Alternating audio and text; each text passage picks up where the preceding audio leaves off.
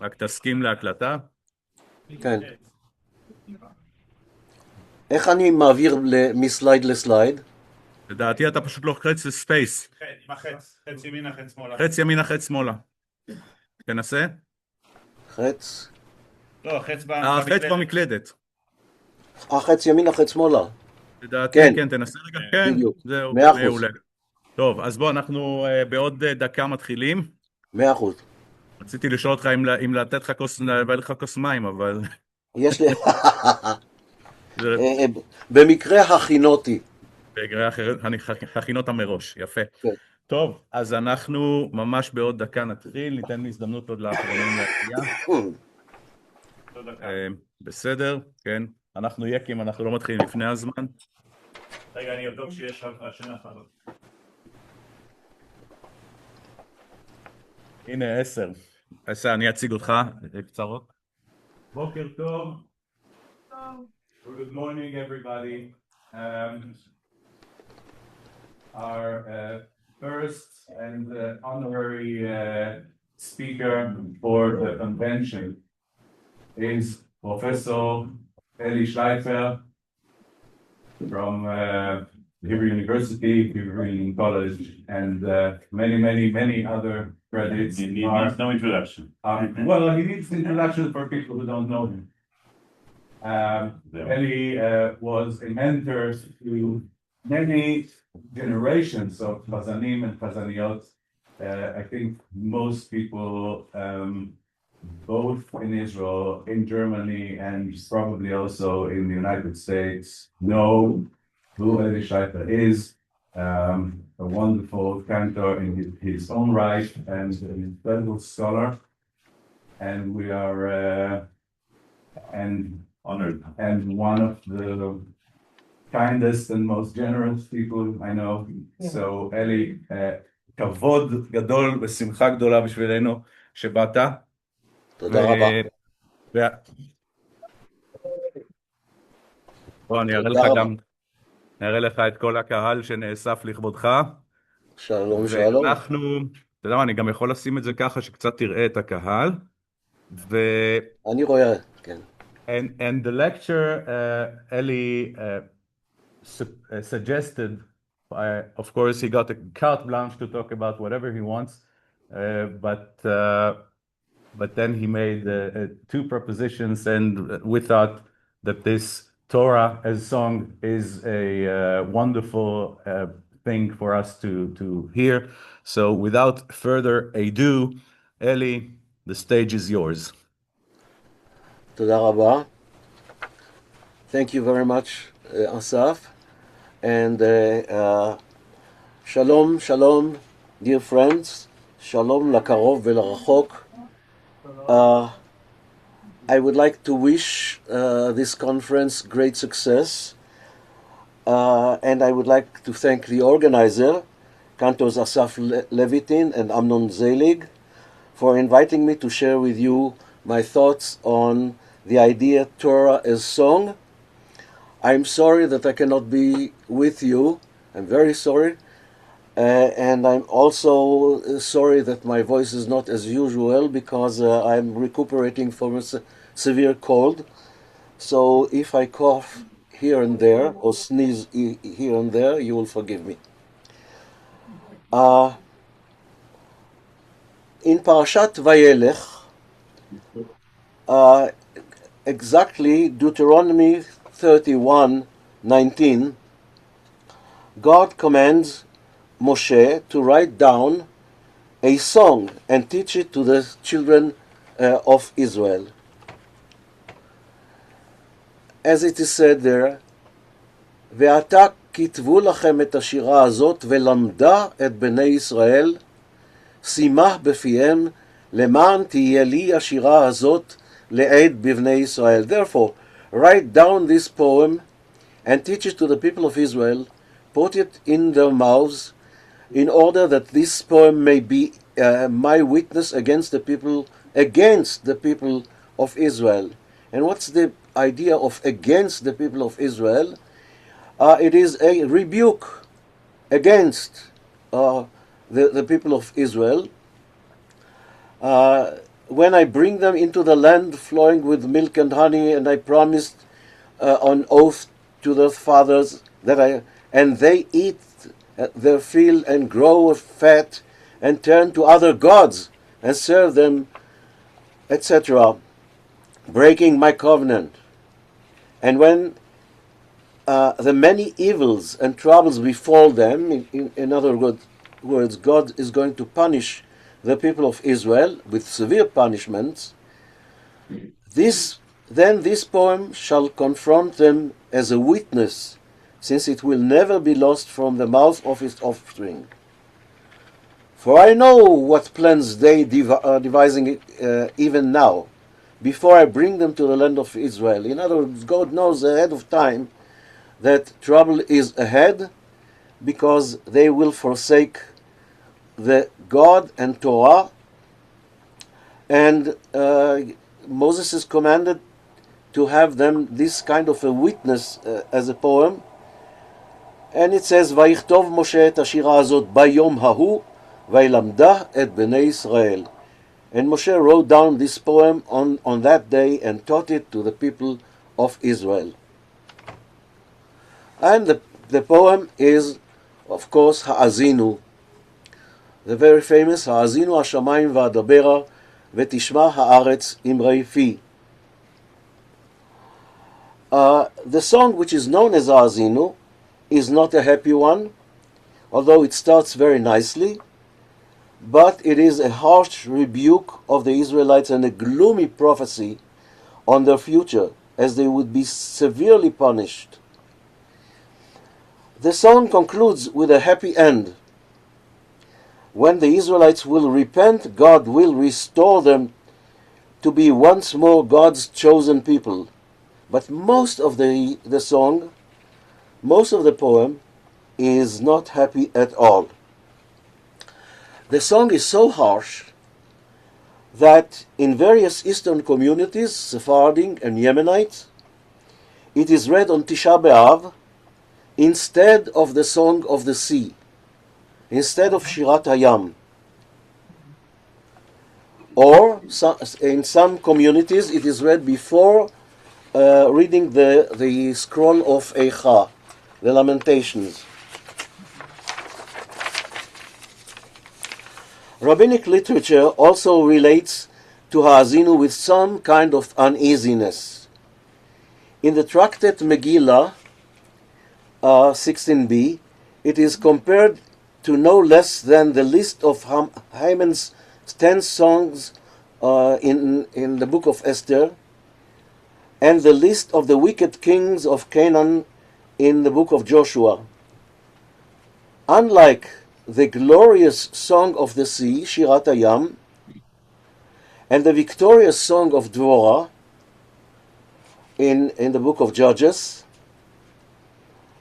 which, according to the halacha, should be presented graphically in the biblical scroll as a stable wall that interlaces bricks and slabs in an alternate manner. Let me show you.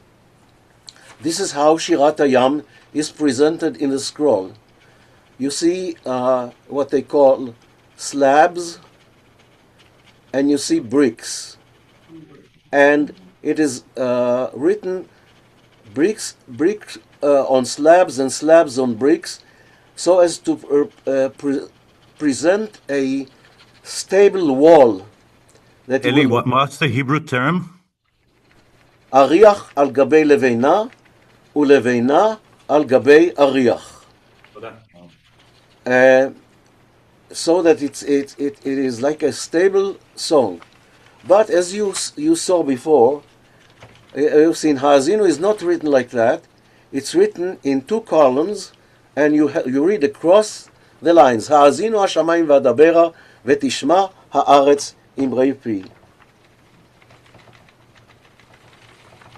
And the same way are written the names of Haman's sons. Ish ve'et, Parshandata ve'et, Dalphon ve'et, Aspata, etc. Which is a kind of a two lines of slabs, and the the Mishnah says that the song of Moshe, the song of the sea, and the song of Deborah are written in such a way that it will last forever. But the list of Haman's name is written in such a way that they would be destroyed and will not be able to stand destruction. And the same thing is, surprisingly enough, with Ha'azinu. It is written in such a way that it will not be forever. So it's a very harsh songs.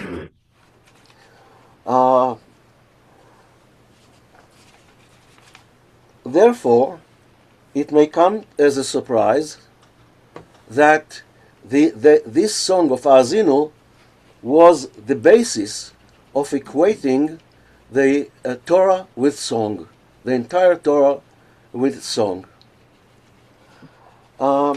Maimonides, Rambam, in his Mishneh Torah, Hilchot Mezuzah v'Sefer Torah, writes the following: מצוות עשה על כל איש ואיש מישראל לכתוב ספר תורה לעצמו. It is a positive command for each and every Jewish man to write a Torah scroll for himself, as it is as implied by the commandment in Deuteronomy 31:19, and now write down this song for yourself. So Maimonides equates the song of Ha'azinu to the entire Torah. And since it is written that you have to write the song of Ha'azinu to yourself, it means that you have to write the entire Torah to yourself. And this implied that the whole Torah is one continuous song. This is more explored by Ralbag in the 13th century, who showed us how the entire Torah is to be considered as one continuous song. And then, and indeed, when we analyze the structure of Torah verses, we find that they contain prosodic structures, namely patterns of poetic declamation. A good example is the very beginning of the Torah. Bereshit bara Elohim et hashamayim ve'et haaretz. So the verse is structured of two parts, of two phrases, and these phrases are sometimes 2 words each, sometimes 2 and 3, sometimes 2, 3 and 4, etc., in such a way that you have some kind of a rhythm.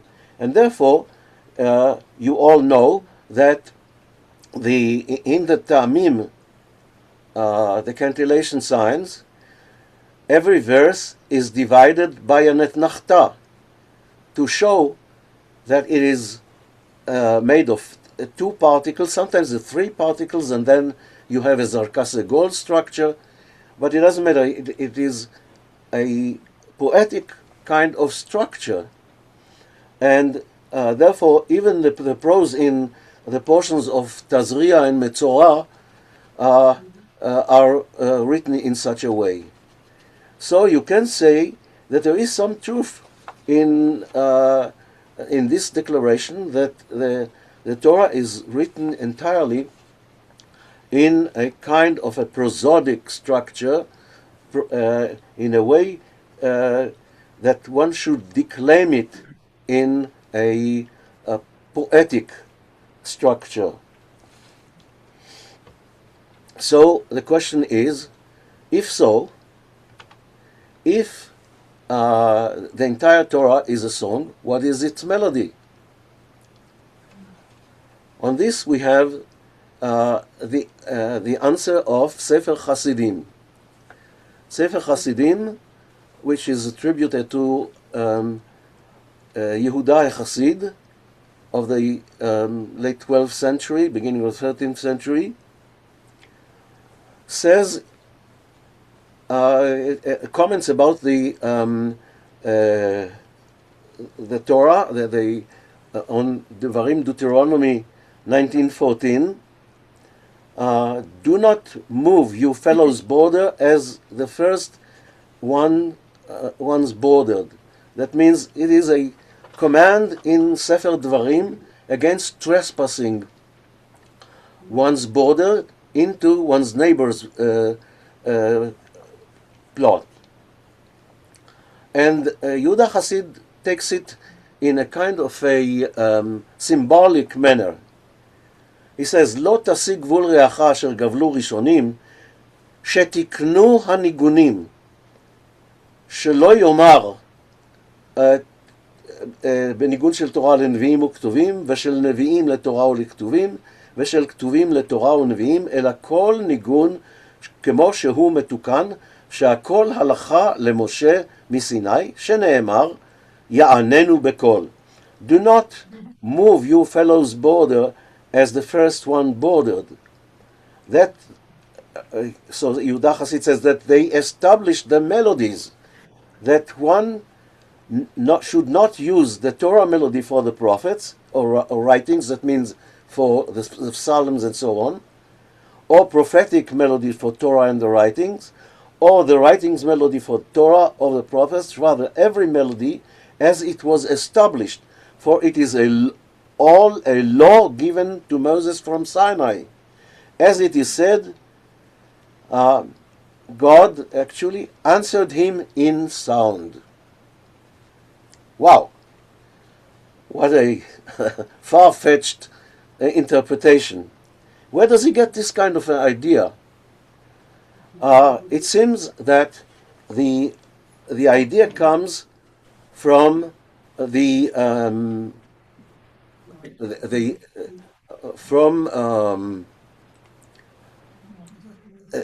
verse in Shemot, Exodus 19:19, ויהי קול השופר הולך וחזק מאוד, משה ידבר, והאלוהים יעננו בקול. The blare of the horn, of the shofar, grew louder and louder. Moses spoke, and God answered him in a voice. What does it mean? God answered him in a voice. Targum Yonatan, one of the first Aramaic translations of the Torah, interprets this verse as follows: והבה קל שופרה אזיל ותקיף לחדה, משה הווה ממלל ומן קודם אדוני הווה מתענה בקל נעים ומשבח ונעימתה מליה. It should be מעליה. And the voice of the shofar went forth and grew stronger. Then Moshe spoke and was answered from before the Lord with a pleasant and majestic voice and a superb melody. So what is this superb melody? The superb melody is the Te'amim. If we go back to Sefer Hasidim, as it is said, answered him in sound, answered him in a voice. And what is this voice? That sweet melody, the Te'amim.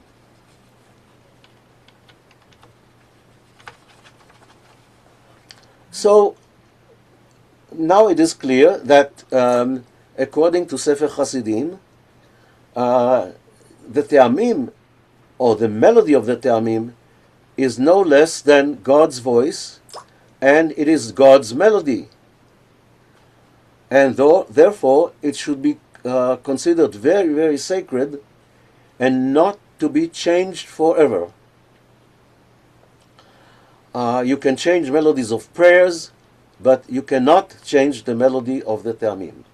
Now, from a musicological point of view, this is a little bit strange for us, because we know that not every community has the same melody for the Te'amim.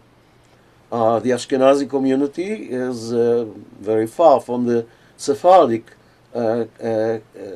community in that case. Everybody has their own melody of the Te'amim. But please remember, Yehuda Hasid lived in Germany, in Mainz, and he was surrounded by his kind of culture. He never knew about the Sephardic culture, and let alone about the Yemenite culture. So he assumed that the Te'amim that he had are sacred, and they come from Mount Sinai. So the idea of chanting Torah with Te'amim is, of course, universal in all Jewish communities. So the idea is not really a unique invention of Judaism. We know that in all cultures, sacred texts are chanted with some kind of a melody. And that goes for the Veda in India, the Quran in the Muslim world, and also in Christian world, the New Testament, etc., etc. Everybody chants scriptures.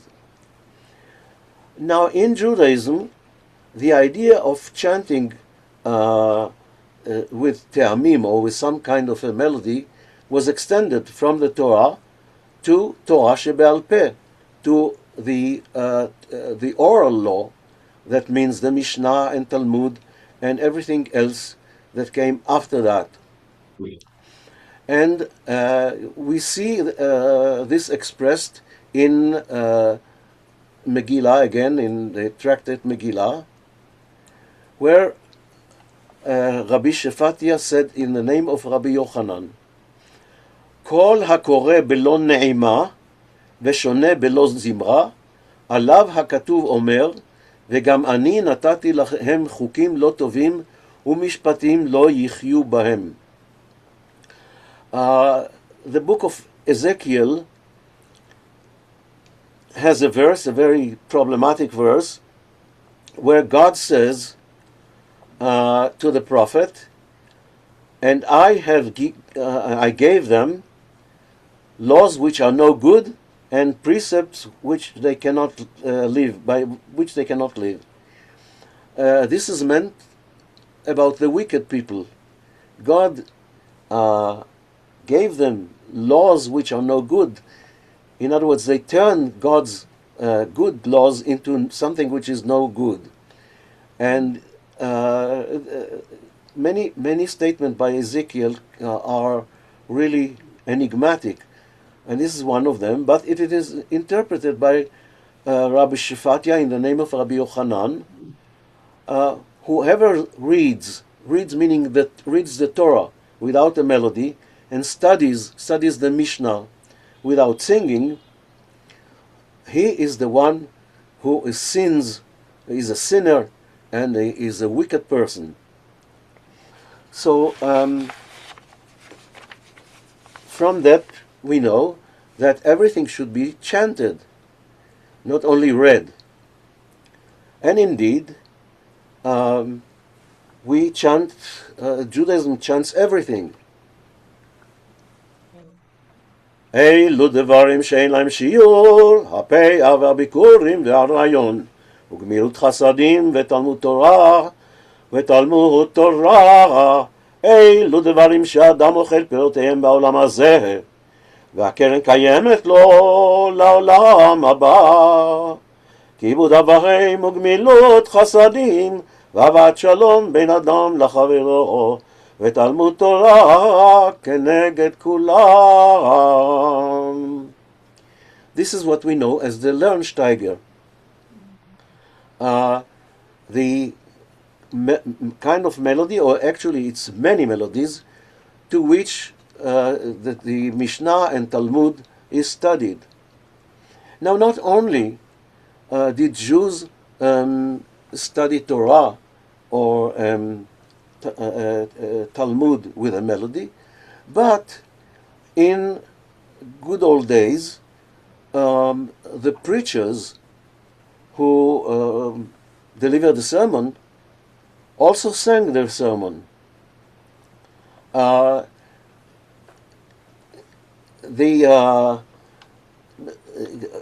Saying a sermon was considered a bad rhetorical way of delivering a sermon. You had to sing your sermon. And the Magidim, who used to be preachers that wandered from one place to another, sang their preaching. Das is Amos läuft dem Posik, ma Yison Lodom bechol Amos loish yamoil. O ja Mensch, bekommt von der Ebersten, wie viel ist ihm beschert, in Orem und in reichen Läufen. Aber der Mensch arbeitet über die Keuches, wird fast schwarz, arbeiten dick. Und meint, sucht seine Arbeit und Fleiß und erworben, was hat. Aber gar nicht von dem hat gewonnen, nur von Gott allein. This is a part of a sermon of Yaakov Kranz, the Maggid from Dubna. And he probably sang it in such a melody.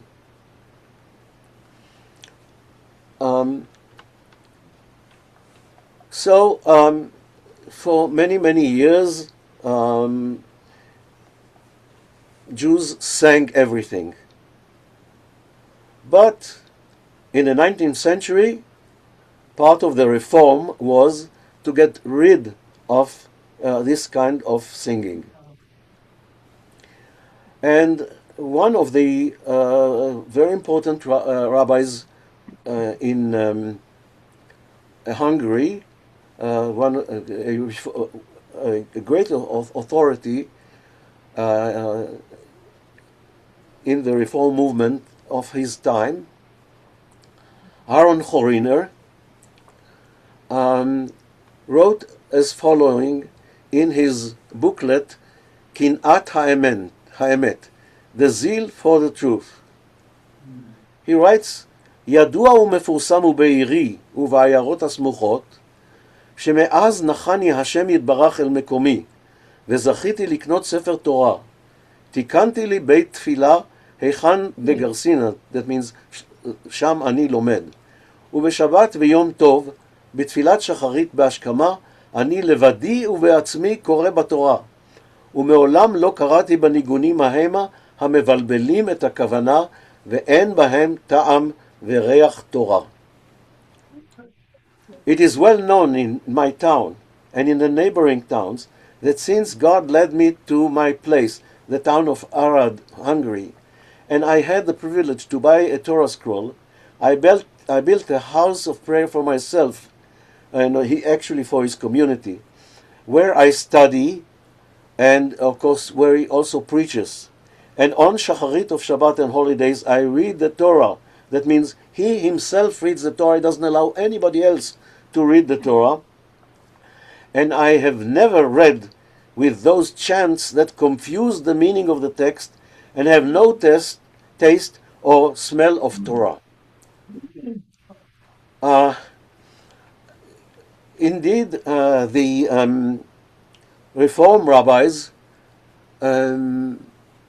prefer to read the Torah in a kind of a dramatic way, and you can still hear it in some synagogues, some Reform synagogues in the United States. בראשית ברא אלוהים את השמיים ואת הארץ. והארץ הייתה תוהו ובוהו, וחושך על פני תהום, ורוח אלוהים מרחפת על פני המים.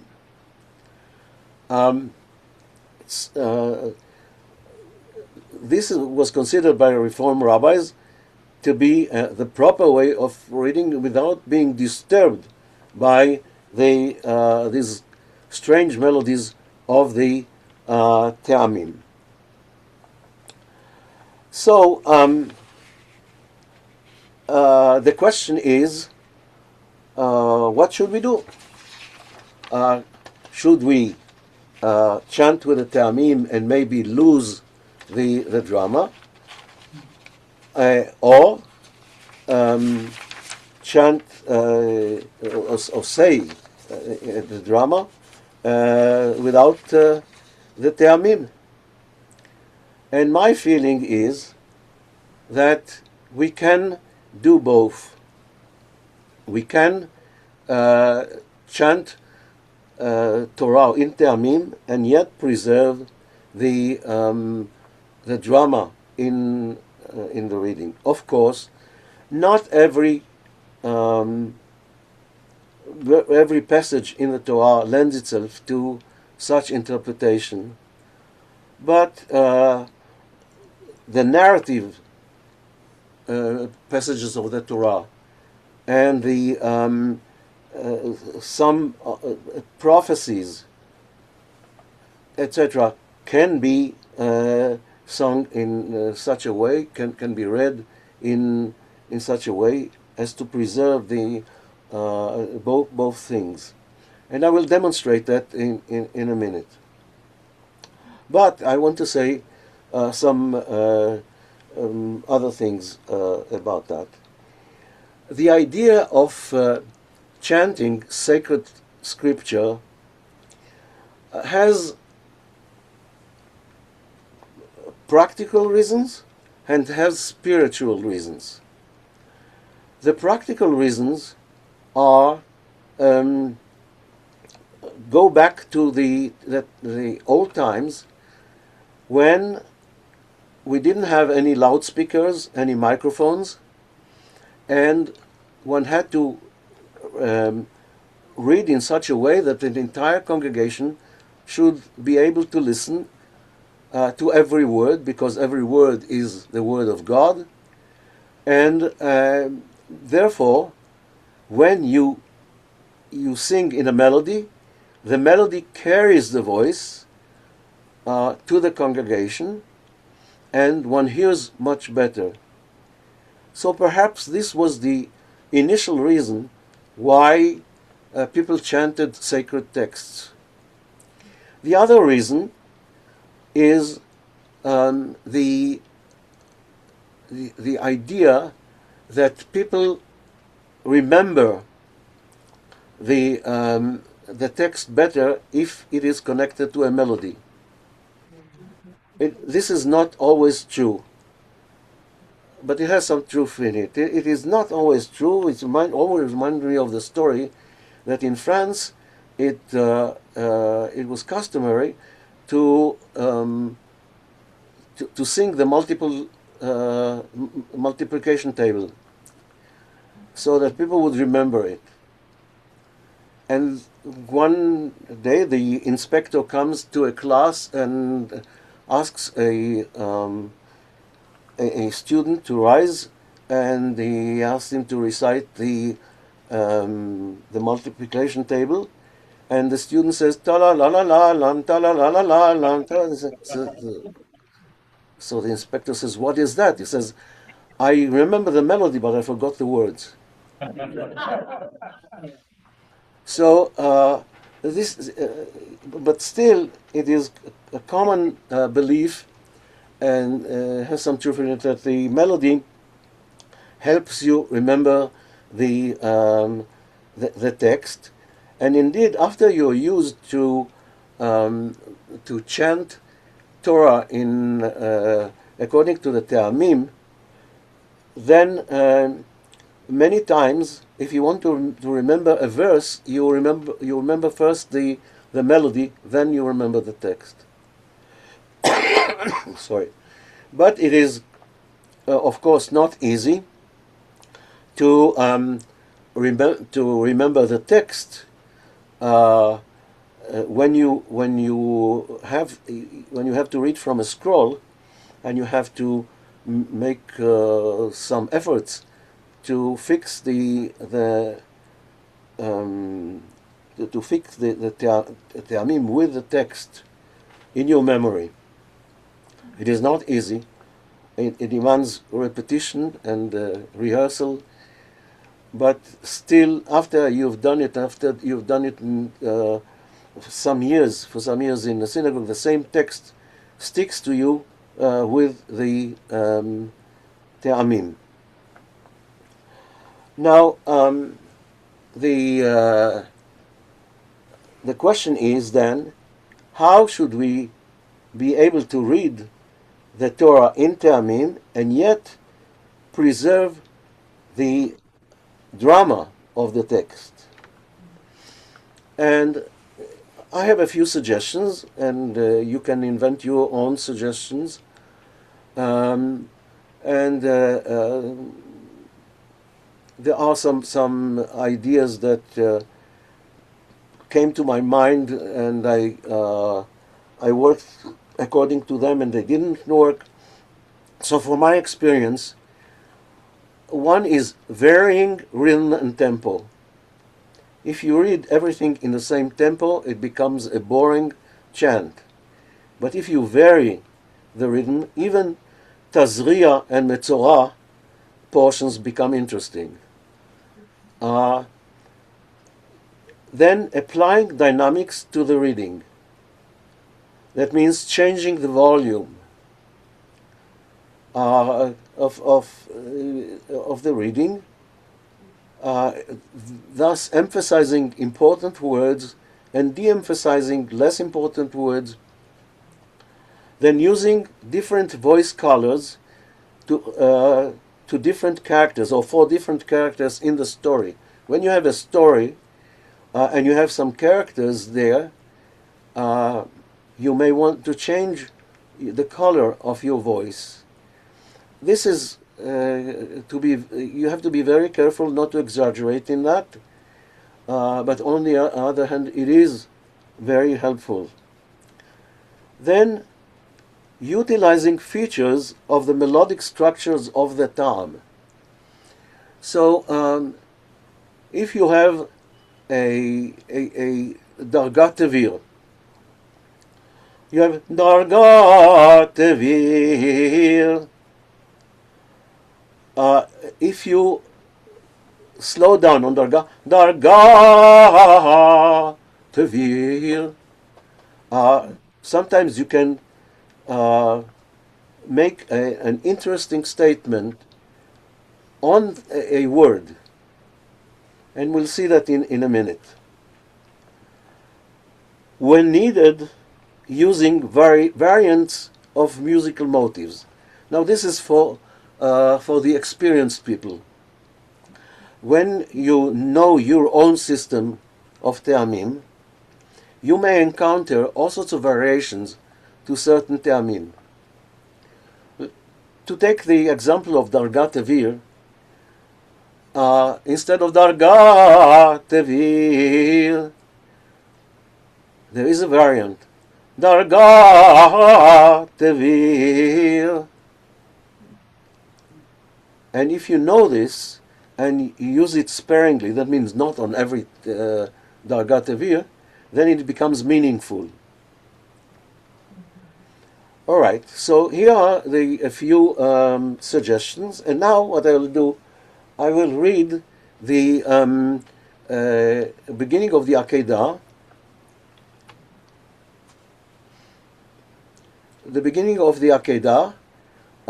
in the trope of Rosh Hashanah and Yom Kippur, high holiday tropes, and I will try to explain what I'm doing to enhance the drama.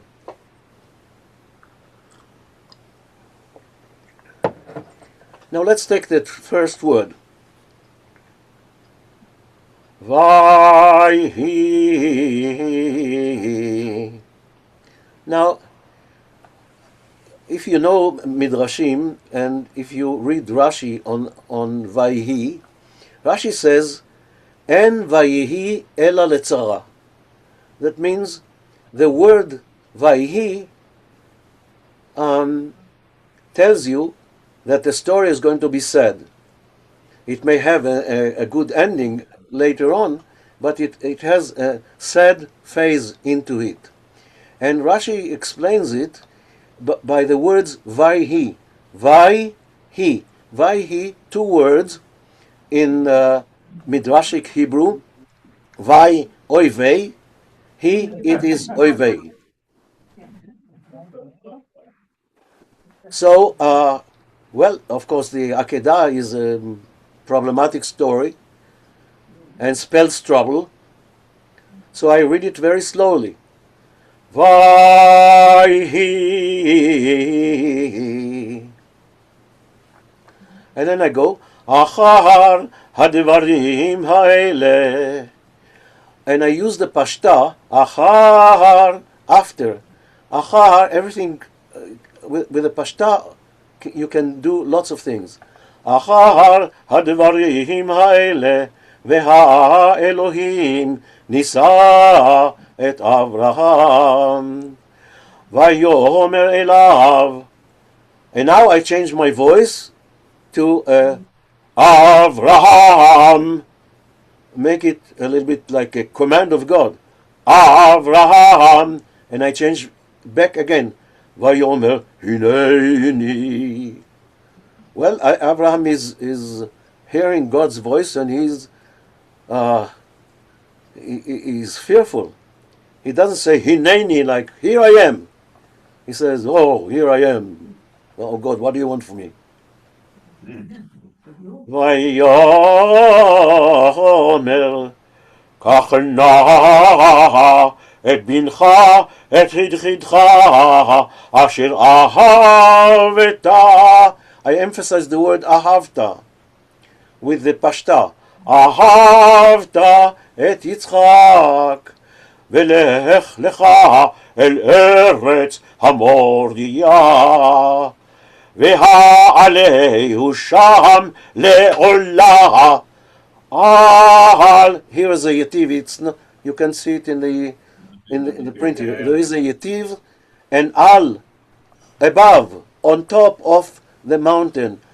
Al achad heharim asher omar elecha.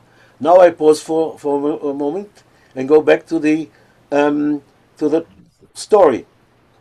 Vayashkem Avraham baboker. And now Abraham gets up in the morning, and he hastens to saddle his donkey. So I changed the rhythm.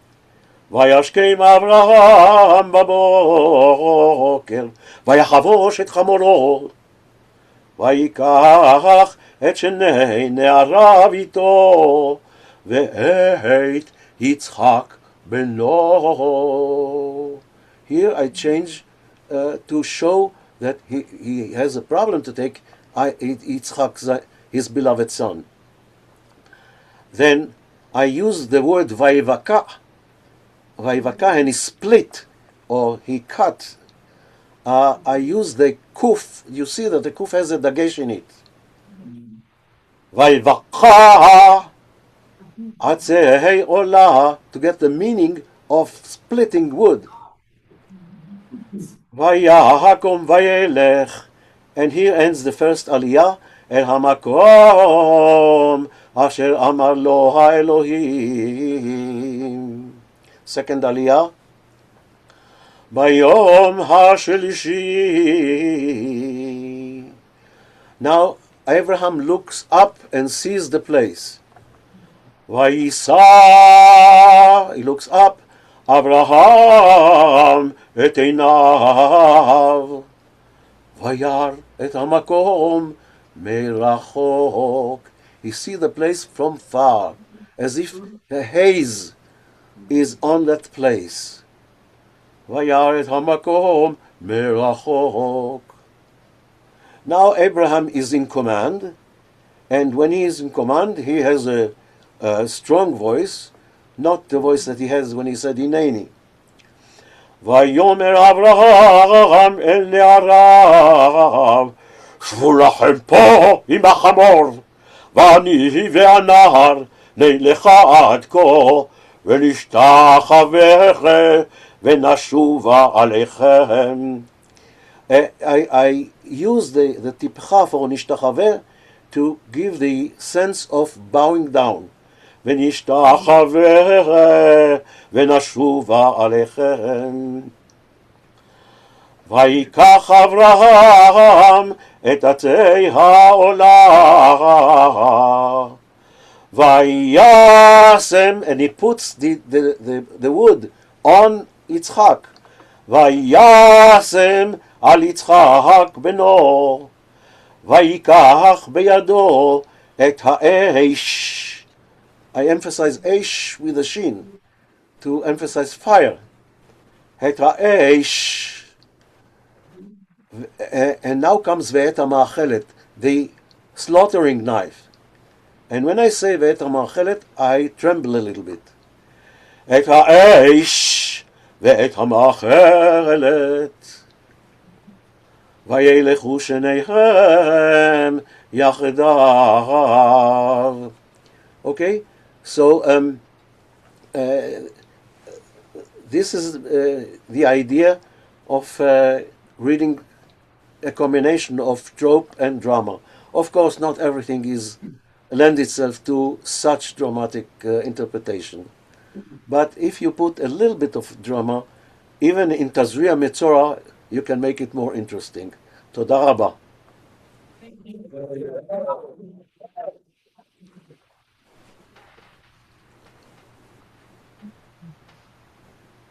Well, Eli, first of all, thank you so much for a masterful reading and such a beautiful and enriching lecture. You just finished right on time, so I think we can maybe allow 2 questions before we go on. Yalda, please. Shalom, Eli. אתה שומע? You see me? Yeah. אני לא שומע טוב, אבל אתה תחזור יאללה, על בואי השאלה. לכאן. So now you can see me. Hi. שלום ילדה. Yeah, hello, Eli. I love your teaching because to make a Torah reading, Torah telling, as I call it, alive, is one of the important things I try to teach to all the B'nai Mitzvah. I have to teach, or other people I'm teaching how to read Torah or Haftorah or whatever. And I wanted to share with you that our teacher, Chazan Jack Kessler, Alav Sholem, he made us during our education, and he really said it's now for your training here, to play a theater piece only with the Te'amim and the words of Torah.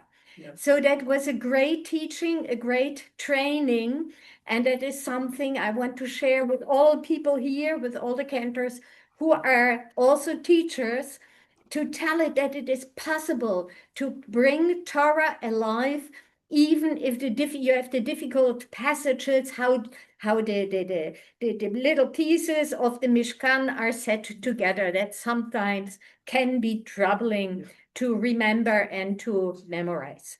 Yeah, that's what I wanted to share. Thank you. תודה רבה. And of course, there were a few wonderful readers and teachers who tried this kind of thing, everyone in his or her own way. And I'm not saying that my way is the only way, but think of it and try to find your own way of how you want to do it, and that is very important. Okay, Aviv. Hi, Eli. Shalom Aviv. Shalom. שאלה קטנה. You were talking about pashta, and actually sometimes I wondered regarding when we have one word with 2 pashta, like vayasem, and then you did it in a way vayasem, and I was wondering about the actually, I was wondering about it quite a while. Why do we have two pashta? And then is it okay to change the mishkal of the word? Okay. Or so. Okay. The reason why we have two pashtas on certain words is a kind of a problem that the Masoretic scholars in the 10th century had. They wanted to distinguish. They wanted to distinguish between a word which is milra and a word which is mil'el. The milra is when you emphasize the word on the last syllable. Mil'el, if you emphasize the word on the next to the last syllable. Now, according to the Masoretic text, if you look at the slide here, you see that the pashta, for instance, achar, on the word achar, is printed on the top of the on the left edge of the last letter of the word. And it always has to be like that, because if it is not printed like that, you would confuse it with a kadma. Now, unfortunately, some words have a pashta, but have to be emphasized on the next to the last word. Like in the second line, ahavta. Ahavta. Therefore, the scribes put another pashta on the emphasized syllable, so that you should not read ahavta. They should read ahavta. And this is why we have two pashtas in some words. They are always mil'el words, words which are emphasized on the next to the last syllable.